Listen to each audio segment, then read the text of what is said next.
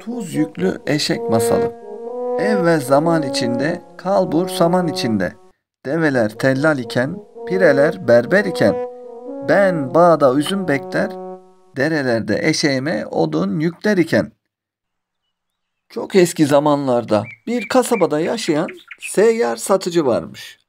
Bu seyyar satıcı eşeğiyle satıcılık yaparak para kazanıyor, hayatını böyle devam ettiriyormuş.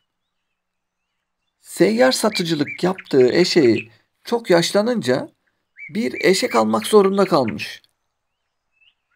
Aldığı yeni eşeğiyle de tabii ki satıcılık yapmaya devam etmiş.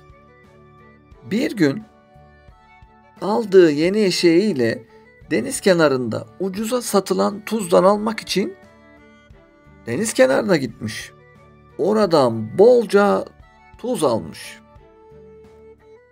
Aldığı tuzları eşeğine yükleyerek yola koyulmuş.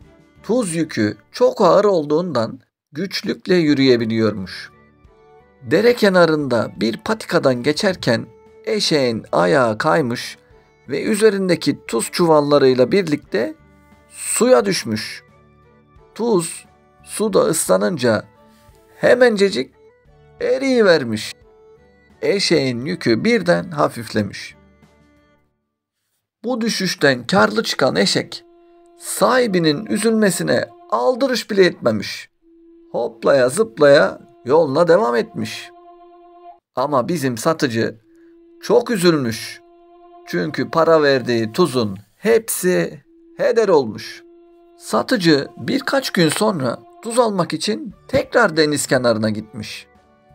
Önceki tuz suda eridiği için zarar etmiş.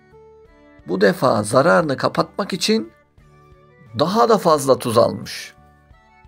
Bu kadar ağır yükün altında eşek zor bela yürüyormuş. Adımlarını zor atabiliyormuş.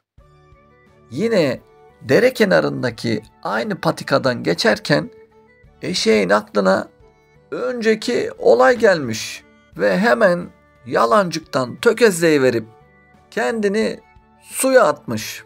Tuzlar suda eridiği için eşek yine yükünden kurtulmuş. Eşek yine mutlu bir şekilde kasabaya dönerken bizim seyyar satıcı çok üzgünmüş. Çünkü ikinci defadır tuza verdiği para boşa gitmiş ve gittikçe zararı çoğalıyormuş. Para kazanacağı yerde zarar eden adam bu kurnazlığı yenmek için bir çare düşünmüş. 2 gün sonra yine eşeğini önüne katarak deniz kenarına gitmiş ve bu defada sünger almış. Sünger dolu çuvalları eşeğin sırtına yüklemişler. Sünger tuz kadar ağır değildi ama önceki kurnazlıkları eşeğin hoşuna gitmişti. Yine dere kenarındaki aynı patikadan geçerken yalancıktan tökezleyiverip kendini suya atmış bizim eşek. Ama bu defa kurnazlığı bir işe yaramamış. Yükü hafifleyeceği yerde daha da ağırlaşmış. Sudan çıkıp da yola koyulduğunda ağır yükün altında kulakları düşmüş, boynu bükülmüş bizim eşeğin. Beli neredeyse yere yapışacak haldeymiş. Seyyar satıcı böylece kurnazlık yapan eşeğe iyi bir ders vermiş. Umarım eşek bundan sonra görevini tam olarak yerine getirir. Sizler de size verilen görevi tam olarak yapın. Asla görevinizden kaytarmayın.